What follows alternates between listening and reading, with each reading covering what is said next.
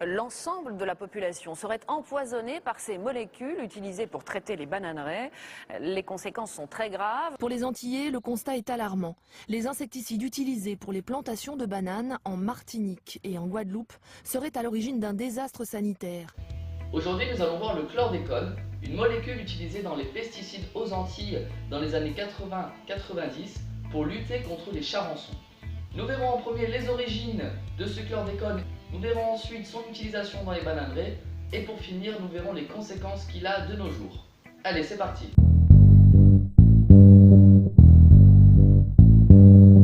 Le chlordécone voit le jour en 1958 dans une usine des États-Unis, plus précisément dans l'État de Virginie. Celui-ci est mis au point par l'armée des États-Unis d'Amérique afin de désinfecter l'eau, comme du chlore. La première solution contenant du chlordécone n'est autre que le képone, un pesticide. Ici, nous avons la structure moléculaire du chlordécone. Il est composé de 10 atomes de carbone, 10 atomes de chlore et 1 atome d'oxygène. Les caractéristiques notables du chlordécone sont qu'il est présent sous la forme de petites billes blanches et qu'il passe de l'état solide à l'état gazeux à partir de 350 degrés Celsius. De plus, il est considéré comme une substance persistante puisqu'en effet, la lumière du soleil ne le dégrade pas, contrairement aux autres organismes. De plus, les micro-organismes qui se chargent naturellement de la destruction des matières vivantes n'ont ici aucun, voire très peu d'effet sur le chlordécone. Pour finir, le chlordécone se propage extrêmement rapidement à travers l'environnement puisque celui-ci a tendance à se fixer sur les atomes de carbone qui, je le rappelle, sont partout.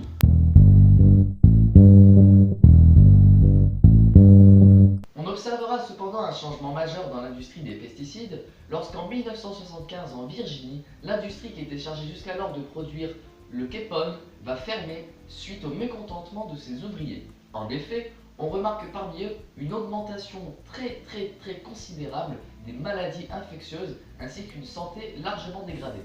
De plus, l'environnement autour de l'usine est totalement pollué et les plantes meurent petit à petit. Du fait, en 1976, les États-Unis proclament l'arrêt total de l'utilisation et de la production du képone. Néanmoins, les plants de fabrication du chlordécone se prolifèrent à travers le monde. Entre 1977 et 1978, les premiers effets du chlordécone sur l'environnement aux États-Unis se fait ressentir. Et c'est ainsi qu'en 1979, le chlordécone est classé substance potentiellement cancérogène pour l'homme. En gros, c'est pas bon. Et là vous vous dites que tout est fini, ça y est. Mais alors pourquoi est-ce que j'aurai ce panneau Guadeloupe? Eh bien tout simplement puisqu'en 1981, en France un nouveau produit est créé, on appelle ça le Curlone, et c'est un dérivé du képone, donc produit à base de chlordécone. Dès 1982, il sera utilisé pour le traitement des bananiers dans les bananeraies de Martinique et de Guadeloupe, et il faudra cependant attendre 7 ans avant qu'en 1989, la commission d'études de la toxicité se prononce en faveur de l'interdiction totale du Curlone en France.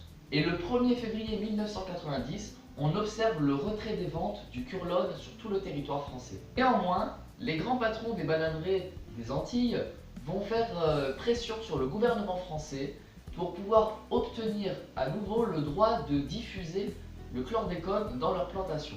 Ces lobbies, comme on les appelle, vont avoir gain de cause et le chlordécone va être repoussé. Cela s'observe par une dérogation qui repousse l'utilisation du chlordécone jusqu'au 28 février 1993. Et si vous vous demandez pourquoi est-ce que le chlordécone doit encore être utilisé selon ces agriculteurs, c'est qu'il y a une bonne raison. La première, c'est que le chlordécone coûte très peu cher. Ils l'ont acheté à bas prix et les autres pesticides sur le marché coûtent beaucoup plus cher. La deuxième raison, c'est que le chlordécone, si l'on enlève son aspect mauvais pour l'environnement, c'est un très bon pesticide. Depuis, il n'y a plus de charançon. Et la troisième bonne raison, c'est qu'ils ont acheté beaucoup, voire trop de stocks. Ils se retrouvent avec beaucoup de stocks sur les bras et ils doivent les utiliser. C'est pour ça qu'une dérogation leur permet au moins de vider leur stock. Et finalement, le 25 février 1993, ces lobbies font une nouvelle fois pression pour repousser jusqu'en septembre 1993, là où le chlordécone sera définitivement interdit de vente en France. Suite à ça, en 1999, la DSDS, la Direction de la Santé et du Développement Social, met en évidence la pollution des sols et des eaux en Guadeloupe et en Martinique. Puis en 2002, une campagne sera chargée de traquer ceux qui enfreignent encore la loi. Ainsi, 10 tonnes de Curlone seront saisies en Martinique et 3 tonnes en Guadeloupe. Puis, le 20 mars 2003, un arrêt préfectoral est promulgué. Celui-ci impose à tous les agriculteurs de faire analyser leur sol avant de faire des nouvelles plantations, pour éviter que ces plantations soient infectées par le chlordécone. En 2004, lors de la convention de Stockholm, la liste POP, en français produits polluants organiques, est établie. Dans celle-ci figurent tous les produits qui sont, comme vous l'aurez compris, mauvais pour l'environnement, dont les pesticides. Et l'histoire du chlordécone s'arrête en 2005 lorsque celui-ci est inscrit sur la liste POP. Du fait, son importation, son exportation, sa production et toute son utilisation sont totalement stoppées à travers le monde.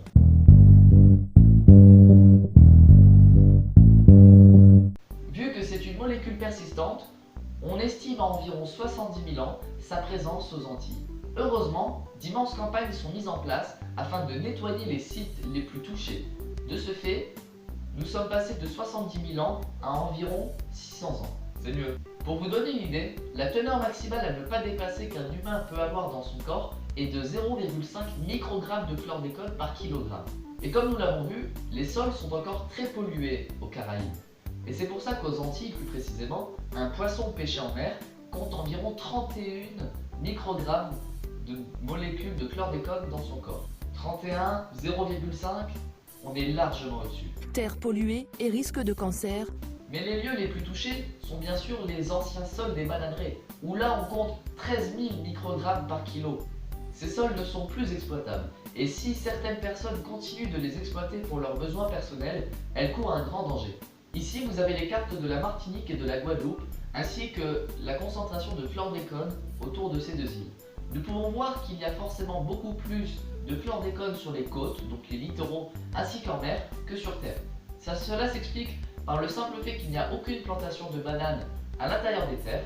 Et pour ce qui est de la mer, bien sûr il n'y a pas de plantation en mer, mais les eaux de pluie ainsi que les rivières ont transporté ces molécules qui, nous l'avons vu, se fixent rapidement au carbone pour les emmener se déverser en mer, ce qui donne des poissons très pollués. Et à la question quels sont les risques pour un homme, je vous répondrai qu'en premier, il y a les risques psychologiques et neurologiques, puisque le chlordécone détruit le système nerveux. Ensuite, on observe une perturbation du bon fonctionnement du foie.